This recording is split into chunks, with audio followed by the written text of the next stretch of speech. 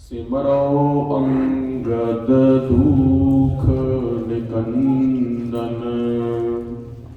गुरु अमरदास हृदय नित ध्याऊं। गुर हृदय नित श्री गुरु रामदास गुण। गुरु अर्जुन विघ्नन के नाशक। विघ्नन के श्री हरगोबिंद शुभ सुमत प्रकाशक। श्री हर राय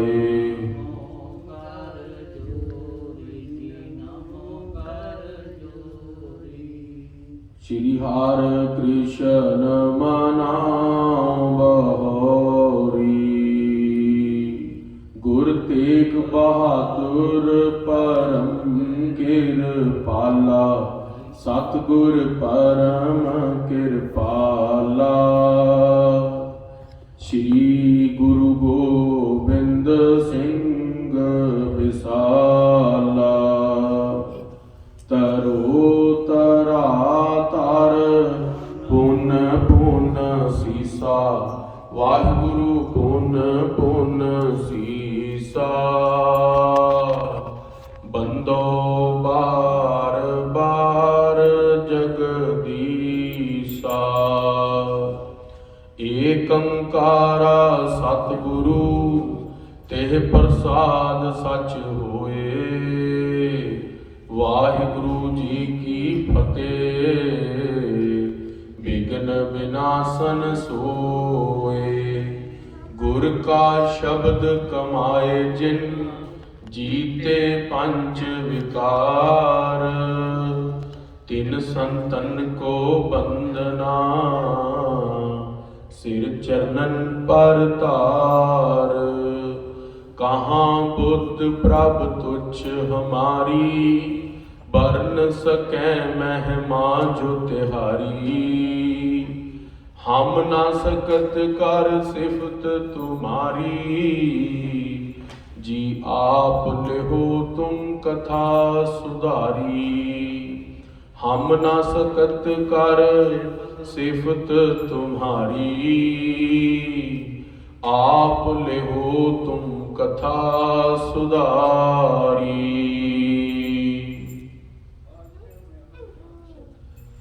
बल्लभ कालश पाप फल गौतम पत्नी प्रीत। वाहिगुरु जी का खालसा। वाहिगुरु जी की फतेह। धन धन गुरु गरीब निवाज। अंतरयामी सतगुरु सच्चे पातशाह। कोट ब्रह्मंडा दे साईं शब्दावतार श्री गुरु ग्रंथ साहिब महाराज सच्चे पातशाह जी की पावन पवित्र हजूरी का आनंद मान रही गुरु का खास रूप गुरु सवारी गुरु खालसा साध संगत जी। जिनके भाग वड्डे हैं भाई तिन साधु संग मुख जुड़े। जिन्हां दे वड्डे भाग ने उन्होंने सच्चे पातशाह महाराज ने कृपा की है। साध संगत दे अंदर बिठा के अपना हरि जस सरवण कराण दा शुभ अवसर दिता है। आप जी हुणे गुरबाणी दा रस भिन्ना कीर्तन विद्वान रागी ਸਿੰਘਾਂ पासों सरवण कर रहे सी। आओ हुण गुर दरबार की मर्यादा के अनुसार लड़ीवार श्री गुर प्रताप सूरज ग्रंथ की कथा जो चल रही है वो सरवण करिए। मनचित बिरतियां एकाग्र करके गुरमंत्र का जाप करिए। आखना करिए जी सतनाम श्री वाहिगुरु साहिब जी। सतनाम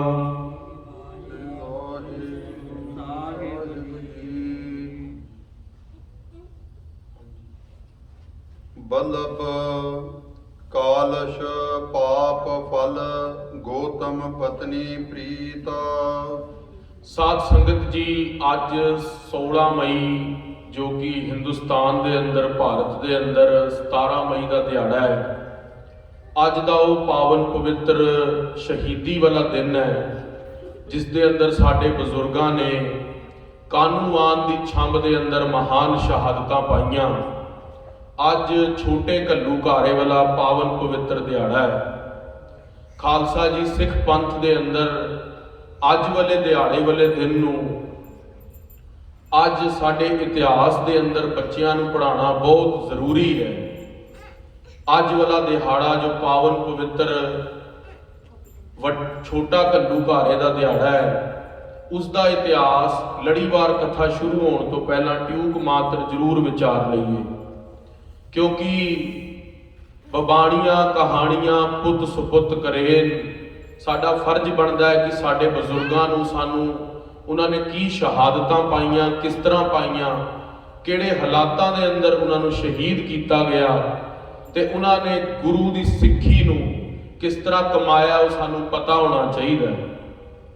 ਖਾਲਸਾ ਜੀ ਅੱਜ ਵਾਲੇ ਦਿਨ ਛੋਟਾ ਘੱਲੂਘਾਰਾ ਹੋਇਆ ਸੀ ਕਾਨੂੰਵਾਨ ਦੀ ਛੰਬ ਦੇ ਅੰਦਰ। ਉਸ ਦਾ ਇਤਿਹਾਸ ਇਸ ਤਰ੍ਹਾਂ ਹੈ ਕਿ ਗੁਰੂ ਇਤਿਹਾਸ ਦੇ ਅੰਦਰ ਆਪ ਜੀ ਸਾਰੇ ਜਾਣਦੇ ਹੋ ਕਿ ਦੋ ਵੱਡੇ ਦਲ ਹੋਏ ਨੇ, ਬੁੱਢਾ ਦਲ ਤੇ ਤਰਨਾ ਦਲ। ਜੋ ਬੁੱਢਾ ਦਲ ਸੀਗਾ ਉਹਨਾਂ ਦਾ ਸਾਰਾ ਪ੍ਰਬੰਧ ਸ੍ਰੀ ਅੰਮ੍ਰਿਤਸਰ ਸਾਹਿਬ ਤੋਂ ਚੱਲਦਾ ਸੀ, ਸ੍ਰੀ ਅਕਾਲ ਤਖਤ ਸਾਹਿਬ ਤੋਂ। ਜਿਹੜਾ ਤਰਨਾ ਦਲ ਹੈ ਉਹਦਾ ਸਾਰਾ ਪ੍ਰਬੰਧ ਬਾਕੀ ਚਾਰ ਬੱਚੇ sir, Vivek sir, Kaul sir, Ram sir, Santokh sir, ਇਹ ਚਾਰੋਂ ਜਗ੍ਹਾ ਦੇ ਉੱਤੋਂ ਤਰਨਾ ਦਲ ਦਾ ਪ੍ਰਬੰਧ ਚੱਲਦਾ ਸੀ। ਤੇ ਜਿਹੜੇ ਸਿੱਖ ਸੀਗੇ ਉਹ ਬੜੇ ਹੀ ਆਨੰਦ ਦੇ ਨਾਲ, ਵਹੀਰ ਦੇ ਨਾਲ, ਘੋੜਿਆਂ ਦੇ ਨਾਲ ਚੱਲਦੇ ਹੋਏ ਬਹੁਤ ਭਾਰੀ ਲਾਓ ਲਸ਼ਕਰ ਦੇ ਨਾਲ ਇੱਕ ਦਿਨ ਗੁਰਦੁਆਰਾ ਰੂੜੀ ਸਾਹਿਬ ਵਿਖੇ ਪਹੁੰਚੇ। ਅਹਿਮਨਾਬਾਦ ਜੋ ਪਾਕਿਸਤਾਨ ਦੇ ਅੰਦਰ ਹੈ, ਗੁਰੂ ਨਾਨਕ ਸਾਹਿਬ ਦਾ ਪਾਵਨ ਪਵਿੱਤਰ ਸਥਾਨ ਹੈ। ਅਹਿਮਨਾਬਾਦ ਵਿਸਾਖੀ ਦਾ ਜੋੜ ਮੇਲਾ 3 ਦਿਨ ਖਾਲਸੇ ਨੇ ਬੜੇ ਗੱਜ ਵੱਜ ਕੇ ਮਨਾਉਣਾ ਸੀ। 1745 ਦੀ ਗੱਲ ਹੈ ਜਦੋਂ ਸਮੂਹ ਖਾਲਸਾ ਉੱਥੇ ਇਕੱਤਰਿਤ ਹੋਇਆ। 1802 ਬਿਕਰਮੀ 1745 ਨੂੰ ਭਾਈ ਤਾਰੂ ਸਿੰਘ ਜੀ ਦਾ ਖੋਪੜ ਉਤਰਿਆ ਹੈ, ਉਹਨਾਂ ਦੀ ਸ਼ਹਾਦਤ ਹੋਈ ਹੈ। ਉਸ ਤੋਂ 2 ਸਾਲ ਬਾਅਦ ਦੀ ਗੱਲ ਹੈ, 1804 ਬਿਕਰਮੀ ਚੋਂ ਜਦੋਂ ਅਸੀਂ 57 ਸਾਲ ਘਟਾ ਲਈਏ ਉਹ 1747 ਬੈਠ ਗਿਆ, ਜੋ ਕਿ ਅੱਜ ਵਾਲੇ ਦਿਹਾੜੇ ਦਾ ਇਤਿਹਾਸ ਵਿਚਾਰਨ ਲੱਗੇ ਹਾਂ। ਉਸ ਤੋਂ ਹਜੇ ਤੁਸੀਂ ਪਿਛਲੇ ਹੀ ਮਨਾ ਕੇ ਆਏ ਹੋ ਵਿਸਾਖੀ ਦਾ ਦਿਹਾੜਾ। ਵਿਸਾਖੀ ਦੇ ਦਿਹਾੜੇ ਵਾਲੇ ਦਿਨ ਗੁਰੂ ਕਾ ਖਾਲਸਾ ਅਹਿਮਨਾਬਾਦ ਦੀ ਧਰਤੀ ਤੇ ਪਹੁੰਚਿਆ ਤੇ ਦੋ ਹਿੰਦੂ ਸੀਗੇ, ਜਸਪਤ ਰਾਏ ਤੇ ਲਖਪਤ ਰਾਏ। ਜਿਹੜਾ ਜਗਰੀਆ ਖਾਨ ਸੀ, ਜਿਸ ਨੂੰ ਜੁੱਤੀ ਦੀ ਨੋਕ ਦੇ ਉੱਤੇ ਲੈ ਕੇ ਭਾਈ ਤਾਰੂ ਸਿੰਘ ਜੀ ਨੇ ਮੌਤ ਦੇ ਘਾਟ ਉਤਾਰਿਆ, ਉਸ ਦੇ ਬੇਟੇ ਦਾ ਨਾਮ ਸੀ ਅਯਾ ਖਾਨ। ਉਸ ਦੇ 2 ਬੇਟੇ ਸੀ, ਸ਼ਾਹ ਖਾਨ ਤੇ ਅਯਾ ਖਾਨ। ਜਿਹੜਾ ਅਯਾ ਖਾਨ ਸੀ ਉਸ ਦੇ ਕੋਲ 2 ਦੀਵਾਨ ਸੀਗੇ, ਜਸਪਤ ਰਾਏ ਤੇ ਲਖਪਤ ਰਾਏ। ਜਿਹੜਾ ਜਸਪਤ ਰਾਏ ਸੀਗਾ ਉਹ ਅਹਿਮਨਾਬਾਦ ਦੇ ਅੰਦਰ ਆਪਣਾ ਹੁਕਮ ਚਲਾਉਂਦਾ ਸੀ। ਸਿੰਘਾਂ ਨੇ ਪੁੱਛਿਆ ਬਈ ਮੁਗਲਾਂ ਦਾ ਰਾਜ ਹੈ, ਜਿਵੇਂ ਅੱਜ ਵੀ ਅਸੀਂ ਕੋਈ ਨਗਰ ਕੀਰਤਨ ਕੱਢਣਾ ਹੋਵੇ, ontario ਗਵਰਨਮੈਂਟ ਨੂੰ ਸਾਨੂੰ ਚਿੱਠੀ ਲਿਖਣੀ ਪੈਂਦੀ ਹੈ ਵੀ ਅਸੀਂ ਆਹ ਨਗਰ ਕੀਰਤਨ ਕੱਢਣ ਲੱਗੇ ਹਾਂ। ਸਰਕਾਰ ਵੱਲੋਂ ਕੋਈ ਪਾਬੰਦੀ ਨਹੀਂ, ਪਰ ਸਾਨੂੰ ਨੋਟੀਫਾਈ ਕਰਨਾ ਪੈਂਦਾ ontario ਗਵਰਨਮੈਂਟ ਨੂੰ ਵੀ ਅਸੀਂ ਨਗਰ ਕੀਰਤਨ ਆਪਣਾ ਕੱਢਣਾ ਚਾਹੁੰਦੇ ਹਾਂ, ਆਪਣਾ ਸਿੱਖ ਫੈਸਟੀਵਲ ਮਨਾਉਣਾ ਚਾਹੁੰਦੇ ਹਾਂ, ਆਪਣੇ ਗੁਰੂਆਂ ਦੀ ਯਾਦ ਮਨਾਉਣਾ ਚਾਹੁੰਦੇ ਹਾਂ। ਅਹਿਮਨਾਬਾਦ ਪਾਕਿਸਤਾਨ 1747 ਵਿਖੇ ਸਿੰਘਾਂ ਨੇ ਵੀ ਚਿੱਠੀ ਲਿਖੀ। ਸਿੰਘਾਂ ਨੇ ਚਿੱਠੀ ਲਿਖੀ ਜਸਪਤ ਰਾਏ ਨੂੰ, ਬਈ ਅਸੀਂ ਆਪਣੇ ਗੁਰੂ ਦਾ ਦਿਹਾੜਾ ਵਿਸਾਖੀ ਮਨਾਉਣਾ ਚਾਹੁੰਦੇ ਹਾਂ ਬੜੇ ਪ੍ਰੇਮ ਦੇ ਨਾਲ, ਤੇ ਸਾਨੂੰ ਉਹ ਮਨਾਉਣ ਦਿੱਤੀ ਜਾਵੇ। ਪਰ ਜਿਹੜਾ ਜਸਪਤ ਰਾਏ ਸੀ ਉਹ ਬਹੁਤ ਜ਼ਿਆਦਾ ਹੰਕਾਰੀ ਸੀ। ਉਸਨੇ ਕਿਹਾ ਮੈਂ ਤੇ ਸਿੰਘਾਂ ਨੂੰ ਜੰਗਲਾਂ ਦੇ ਅੰਦਰ ਢੂੰਡ ਕੇ ਮਾਰਨਾ ਚਾਹਨਾ, ਕੁਦਰਤੀ ਸਾਰੇ ਸਿੰਘ ਇਕੱਠੇ ਹੀ ਮਿਲ ਗਏ ਨੇ ਤੇ ਮੈਂ ਆਓ ਇਹਨਾਂ ਦੇ ਨਾਲ ਇਹਨਾਂ ਦੀ ਚਿੱਠੀ ਦਾ ਜਵਾਬ ਇਹਨਾਂ ਨੂੰ ਮੂੰਹ ਤੇ ਜਾ ਕੇ ਦੇਵਾਂ। ਹਾਥੀ ਦੇ ਉੱਤੇ ਸਵਾਰ ਅਹੰਕਾਰ ਦੇ ਅੰਦਰ ਮੱਧਿਆ ਪਿਆ ਸਿੰਘਾਂ ਦੇ ਕੋਲ ਆ ਕੇ ਕਹਿੰਦਾ, ਤੁਹਾਡੇ ਵੱਡੇ ਮਣੀ ਸਿੰਘ ਨੂੰ ਮੇਰੇ ਵੱਡੇ ਭਰਾ ਲਖਪਤ ਰਾਏ ਨੇ ਬੰਦ ਕਰਕੇ ਵਿਸਾਖੀ ਵਾਲੇ ਦਿਨ ਸ਼ਹੀਦ ਕੀਤਾ ਸੀ, ਮੈਂ ਤੁਹਾਨੂੰ ਵੀ ਉਦਾਂ ਹੀ ਕੱਟ ਕੇ ਮਾਰਾਂਗਾ।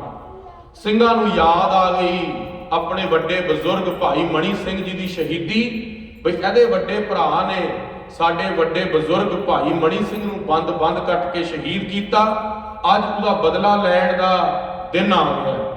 ਇੱਕ ਨਿਬਾਹੂ ਸਿੰਘ ਸੀਗਾ 18 ਸਾਲ ਦਾ ਚੌਬਰ ਜਵਾਨ ਗੱਭਰੂ ਤਿਆਰ ਬਰ ਤਿਆਰ, 6.25 ਫੁੱਟ ਲੰਬਾ, ਫੁਰਤੀਲਾ ਬਿਜਲੀ ਵਰਗਾ, ਹਾਥੀ ਦੀ ਸੁੰਡ ਦੇ ਉੱਤੇ ਚੜਿਆ ਤੇ ਸਨਮੁਖ ਚੱਕ ਕੇ ਪਗੜੀ ਤੋਂ ਹੀ ਪਕੜ ਕੇ ਨਿਬਾਹੂ ਸਿੰਘ ਨੇ ਉੱਥੇ ਜਸਪਤ ਰਾਏ ਦਾ ਸੀਸ ਹੀ ਵੱਢ ਲਿਆ ਧੌਣ ਨਾਲ।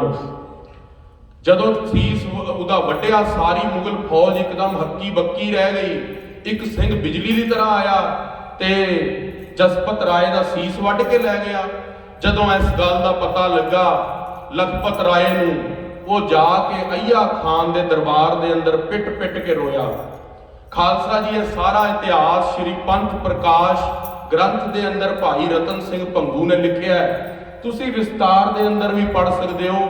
ਉਹ ਗ੍ਰੰਥ ਦੀ ਰਚਨਾ ਕਿਸ ਤਰ੍ਹਾਂ ਹੋਈ ਉਹ ਸਾਡਾ ਸਬਜੈਕਟ ਨਹੀਂ, ਪਰ ਟਿਊਕ ਮਾਤਰ ਉਸ ਨੂੰ ਵੀ ਵਿਚਾਰ ਲਵਾਂਗੇ। ਜਦੋਂ ਪਤਾ ਲੱਗਾ ਵੀ ਜਸਪਤ ਰਾਏ ਦਾ ਸੀਸ ਉਤਰ ਗਿਆ ਹੈ, ਫਿਰ ਖਾਲਸਾ ਜੀ ਸਿੰਘਾਂ ਦੇ ਉੱਤੇ 17ਵੀਂ ਅਤੇ 18ਵੀਂ ਸਦੀ ਦਾ ਸਮਾਂ ਬੜਾ ਭਾਰੀ ਤਸ਼ੱਦਦ ਵਾਲਾ ਬਣਿਆ। ਜਸਪਤ ਰਾਏ ਦਾ ਬਦਲਾ ਲੈਣ ਦੇ ਲਈ ਲਖਪਤ ਰਾਏ ਨੇ ਸਿੰਘਾਂ ਦੇ ਉੱਤੇ ਹਮਲਾ ਕਰਨ ਦਾ ਹੁਕਮ ਦਿੱਤਾ। ਇਸ ਗੱਲ ਨੂੰ ਸੁਣ ਕੇ ਅਯ्या ਖਾਨ ਨੇ ਮਨਜ਼ੂਰੀ ਦੇ ਦਿੱਤੀ ਤੇ ਸਿੰਘਾਂ ਦੇ ਉੱਤੇ ਤਸ਼ੱਦਦਾਂ ਕਿਸ ਤਰ੍ਹਾਂ ਸ਼ੁਰੂ ਹੋਈਆਂ। ਬਈ ਜਿਹੜੇ ਫੌਜ ਦੇ ਅੰਦਰ ਨੌਕਰੀ ਕਰਦੇ ਸੀ ਸਿੰਘ, ਸਭ ਤੋਂ ਪਹਿਲਾਂ ਉਹ ਨਿਗਾਹ ਦੇ ਸਾਹਮਣੇ ਸੀ ਮੁਗਲਾਂ ਦੇ। ਉਹਨਾਂ ਨੇ ਕਿਹਾ ਉਹਨਾਂ ਨੂੰ ਫੜ ਕੇ ਉਹਨਾਂ ਦੇ ਸੀਸ ਲਾ ਦਿਓ। ਤੇ ਜਦੋਂ ਸੀਸ ਲਾਣ ਦੀ ਗੱਲ ਹੋਈ ਤੇ ਸਿੰਘਾਂ ਦੀ ਹਮਾਇਤ ਕਰਨ ਵਾਲੇ ਮੁਗਲ ਫੌਜ ਦੇ ਅੰਦਰ ਕੌੜਾ ਮੱਲ ਜੀ, ਕੰਜਾਹੂ ਭਾਈ, ਉਹ ਆਏ ਸਰਕਾਰ ਦੇ ਕੋਲ। ਕਹਿੰਦੇ ਭਾਈ ਇਸ ਤਰ੍ਹਾਂ ਨਾ ਕਰੋ, ਐਨ ਸਿੰਘਾਂ ਦੀ ਕੀ ਗਲਤੀ ਹੈ, ਜਿਸ ਨੇ ਸੀਸ ਵੱਢਿਆ ਉਹ ਕੋਈ ਹੋਰ ਸੀਗਾ। ਉਹਨਾਂ ਨੇ ਕਿਹਾ ਨਹੀਂ, ਜਿਸਕੇ ਸਿਰ ਪਰ ਹੋਵੇਂ ਕੇਸ ਰਹਿਣ ਨਾ ਦੇਊ ਆਪਣੇ ਦੇਸ਼।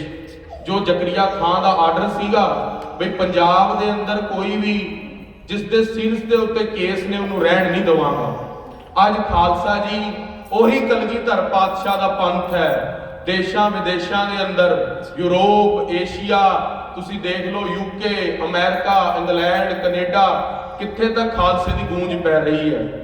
ਜਿਹੜਾ ਕਹਿੰਦਾ ਸੀਗਾ ਬਈ ਜਿਸਕੇ ਸਿਰ ਪਰ ਹੋਵੇਂ ਕੇਸ ਰਹਿਣ ਨਾ ਦੇਊ ਆਪਣੇ ਦੇਸ਼, ਉਹ ਖਾਲਸਾ ਅੱਜ ਥਾਂ ਥਾਂ ਦੇ ਦੁਨੀਆ ਦੇ ਕੋਨੇ ਦੇ ਉੱਤੇ ਕੋਈ ਐਸੀ ਥਾਂ ਨਹੀਂ ਜਿੱਥੇ ਖਾਲਸੇ ਦਾ ਬੋਲਬਾਲਾ ਨਹੀਂ। ਅੱਜ ਦੇ ਜਿਹੜੇ ਮਤ ਗੁਰੂ ਘਰ ਨੂੰ ਨਿੰਦਦੇ ਸੀਗੇ, ਕਦੀ ਗੁਰੂ ਘਰ ਦੇ ਉੱਤੇ ਕਟਾਕਸ਼ ਕਰਦੇ ਸੀਗੇ, ਅੱਜ ਉਹ ਵੀ ਦਾਨ ਖਾਲਸੇ ਨੂੰ ਦੇ ਰਹੇ ਨੇ। ਵੀ ਖਾਲਸੇ ਨੂੰ ਦਿੱਤਾ ਦਾਨ ਕੋਵਿਡ ਦੇ ਅੰਦਰ ਆਕਸੀਜਨ ਦੇ ਸਿਲੰਡਰ ਪਹੁੰਚਾਵੇਗਾ। ਸਾਡੇ ਆਪਣਿਆਂ ਨੂੰ ਜੇ ਅਸੀਂ ਦਾਨ ਦੇਵਾਂਗੇ ਉਹਨਾਂ ਦੀ ਜੇਬਾਂ ਤੱਕ ਪਹੁੰਚੇਗਾ। ਅੱਜ ਖਾਲਸੇ ਦੀ ਇੰਨੀ ਪ੍ਰਤਿਸ਼ਠਾ ਹੈ ਜਗ ਦੇ ਅੰਦਰ। ਰਹੋ ਵਿਚਾਰ ਲਖਪਤ ਰਾਏ ਨੇ, ਲੱਖੂ ਜਿਸ ਨੂੰ ਖਾਲਸਾ ਕਹਿੰਦਾ ਹੈ, ਲੱਖੂ ਨੇ ਫੇਰ ਸਿੰਘਾਂ ਦੇ ਪਿੱਛੇ ਘੋੜੇ ਦੜਾਏ। ਖਾਨੂਵਾਨ ਦੀ ਛੰਮ ਦੇ ਅੰਦਰ ਸਿੰਘ ਘਿਰ ਗਏ। ਤਕਰੀਬਨ 30,000 ਦੀ ਗਿਣਤੀ ਦੇ ਅੰਦਰ ਮਾਈਆਂ, ਭੈਣਾਂ, ਬੀਬੀਆਂ, ਬੱਚੇ, ਬਜ਼ੁਰਗ ਤੇ ਸਾਡੇ ਜਵਾਨ ਯੋਧੇ ਉਹ ਸਾਰੇ ਮੌਜੂਦ ਸੀਗੇ। ਉਹਨਾਂ ਦੇ ਸਿਰਮੌਰ ਨਵਾਬ ਕਪੂਰ ਸਿੰਘ ਜੀ, ਉਹਨਾਂ ਨੇ ਇੱਕ ਹਿਰਦਾ ਚੱਕਰ ਦਾ ਰਚਨ ਕੀਤਾ। ਜਿਵੇਂ ਤੁਸੀਂ ਸਾਰੇ ਜਾਣਦੇ ਹੋ, ਜਿਹੜੀ ਹਾਰਟ ਸਾਡਾ ਦਿਲ ਹੈ, ਉਹਦੀ ਜਿਹੜੀ ਰਚਨਾ ਹੁੰਦੀ ਹੈ, ਉਸ ਦੇ ਅੰਦਰ 4 ਕੋਨੇ ਬਣਦੇ ਨੇ, 2 ਉਤਲੇ ਪਾਸੇ, 2 ਥੱਲਵੇਂ ਪਾਸੇ। ਸਭ ਤੋਂ ਅੱਗੇ ਜਦੋਂ ਹਿਰਦੇ ਚੱਕਰ ਬਣਿਆ, ਵਿਚਕਾਰ ਦੇ ਅੰਦਰ ਬੱਚੇ ਤੇ ਬੀਬੀਆਂ ਲਗਾਈਆਂ ਗਈਆਂ। ਕੋਨਿਆਂ ਦੇ ਉੱਤੇ ਸਿੰਘ ਸੂਰਮੇ ਸ਼ਸਤਰਧਾਰੀ ਲਗਾਏ ਗਏ।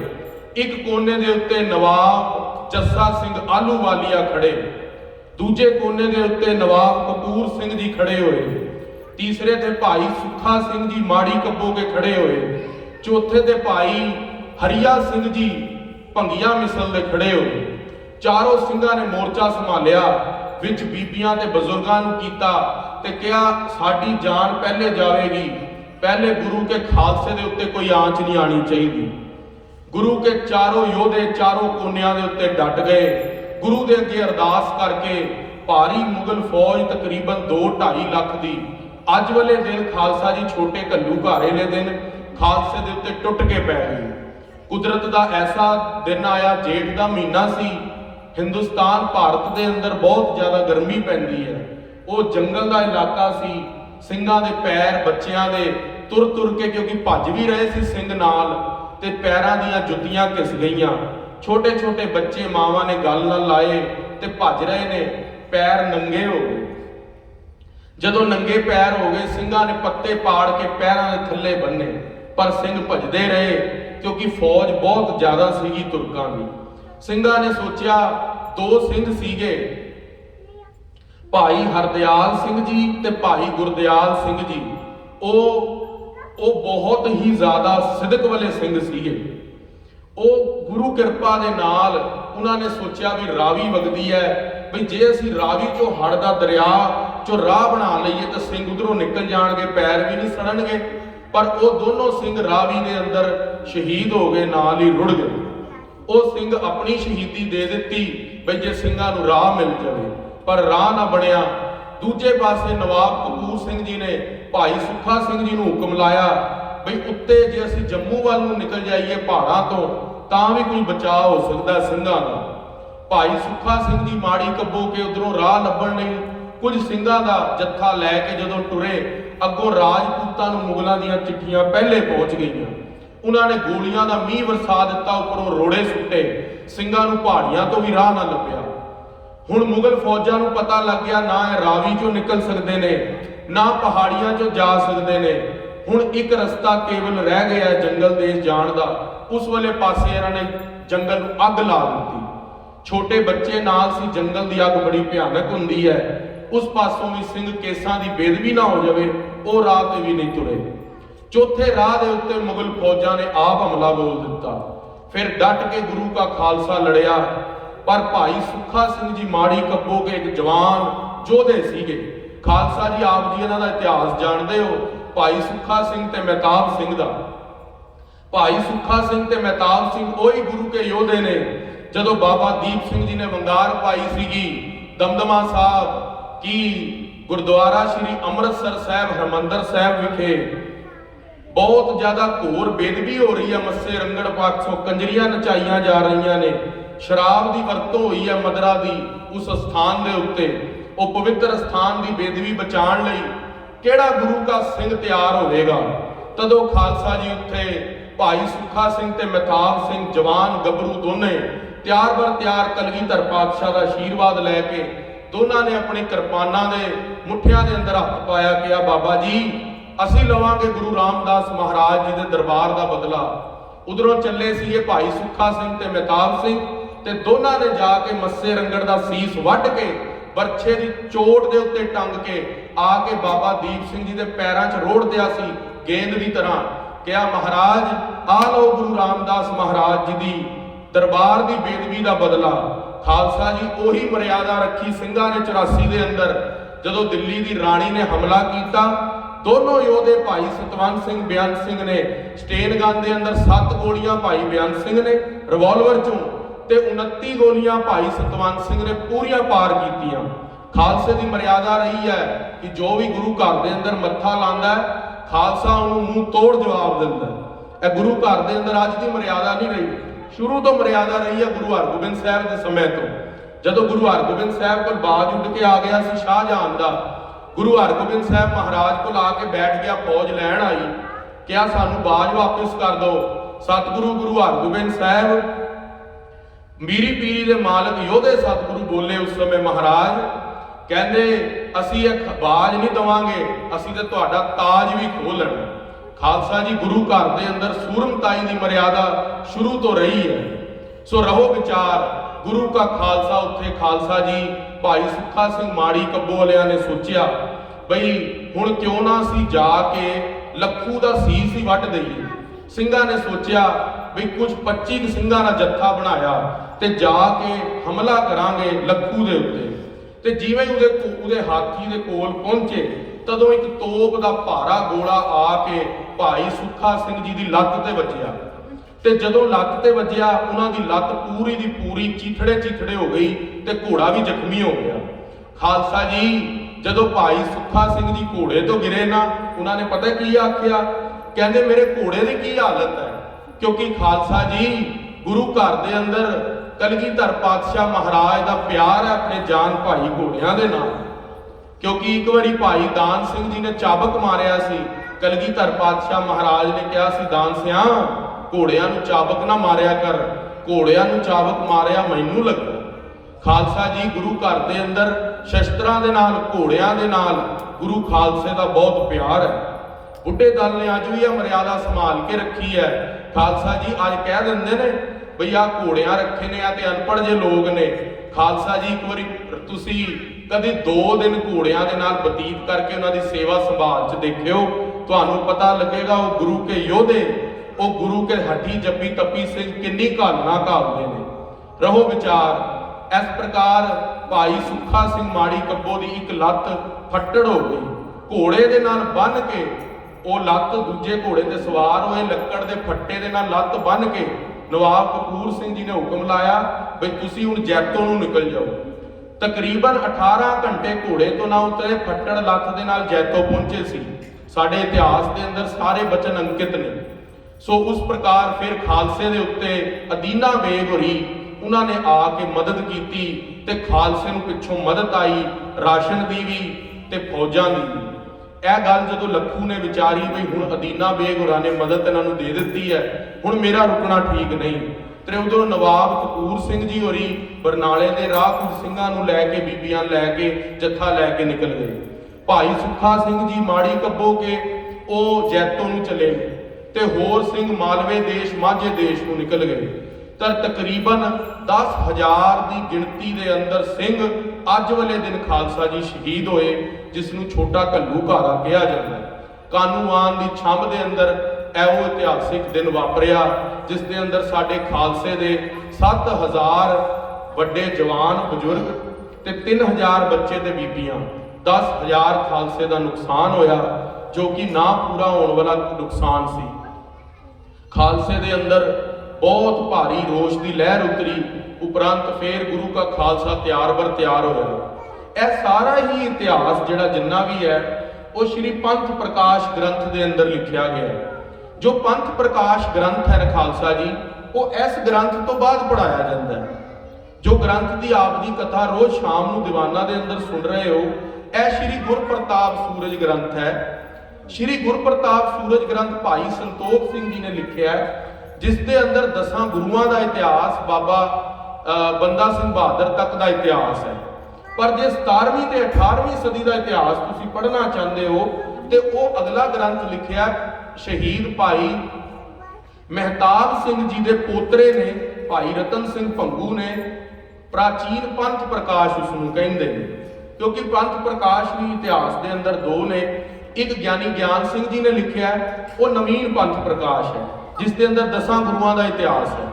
ਇੱਕ ਪ੍ਰਾਚੀਨ ਪੰਥ ਪ੍ਰਕਾਸ਼ ਹੈ ਜੋ 17ਵੀਂ ਸਦੀ ਦੇ ਅੰਦਰ ਲਿਖਿਆ ਗਿਆ ਹੈ, ਜੋ ਭਾਈ ਰਤਨ ਸਿੰਘ ਭੰਗੂ ਜੀ ਨੇ ਲਿਖਿਆ। ਉਹਨਾਂ ਦੇ ਬਾਰੇ ਮੈਂ ਗ੍ਰੰਥ ਦੀ ਟਿਊਕ ਜੀ ਇੱਕ ਜਾਣਕਾਰੀ ਜ਼ਰੂਰ ਦੇਵਾਂ, ਕਿਉਂਕਿ ਤੁਸੀਂ ਸਾਰੀ ਸੂਝਵਾਨ ਸੰਗਤ ਬੈਠੇ ਹੋ।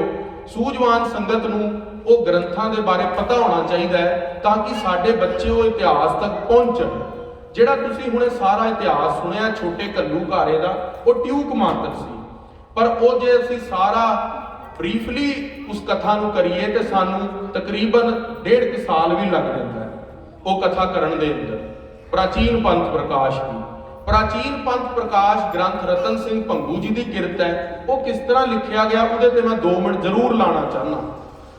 ਪ੍ਰਾਚੀਨ ਪੰਥ ਪ੍ਰਕਾਸ਼ ਦੀ ਰਚਨਾ ਇਸ ਤਰ੍ਹਾਂ ਹੋਈ ਕਿ ਜਦੋਂ ਗੋਰੇ ਇੰਡੀਆ ਆਏ ਆਜ਼ਾਦੀ ਤੋਂ ਬਾਅਦ, ਆਜ਼ਾਦੀ ਤੋਂ ਪਹਿਲਾਂ ਜਦੋਂ ਗੋਰੇ ਇੰਡੀਆ ਸੀਗੇ, ਉਹਨਾਂ ਦੀ ਰਾਜਧਾਨੀ ਕਲਕੱਤੇ ਸੀਗੀ। ਤੇ ਜਦੋਂ ਗੋਰੇ ਕਲਕੱਤੇ ਪਹੁੰਚੇ, ਉਹਨਾਂ ਨੇ ਦੇਖਿਆ ਵੀ ਅਸੀਂ ਬਾਕੀ ਇਲਾਕਾ ਵੀ ਵਿਚਾਰ ਕੇ ਆਉਂਦੇ ਹਾਂ। ਉਹ ਜਦੋਂ ਦਿੱਲੀ ਪਹੁੰਚੇ, ਉਹਨਾਂ ਨੇ ਬਾਣਿਆਂ ਵਾਲੇ ਸਿੰਘ ਦੇਖੇ, ਤਿਆਰ ਬਰ ਤਿਆਰ ਨੀਲੇ ਬਾਣੇ, ਲੰਬੇ ਦੁਮਾਲੇ ਚੱਕਰ, ਹੱਥ 'ਚ ਸ਼ਸਤਰ ਤੇ ਐਨ ਮਸਤ ਤੋਰ ਦੇ ਨਾਲ ਤੁਰ ਰਹੇ ਨੇ, ਕਿਸੇ ਦਾ ਭੈ ਨਹੀਂ, ਕਿਸੇ ਨੂੰ ਕੁਝ ਕਹਿ ਵੀ ਨਹੀਂ ਰਹੇ। ਉਸ ਟਾਈਮ ਦਿੱਲੀ ਦਾ ਬਾਦਸ਼ਾਹ ਸੀ ਸ਼ਾਹ ਆਲਮ ਗੌਰ।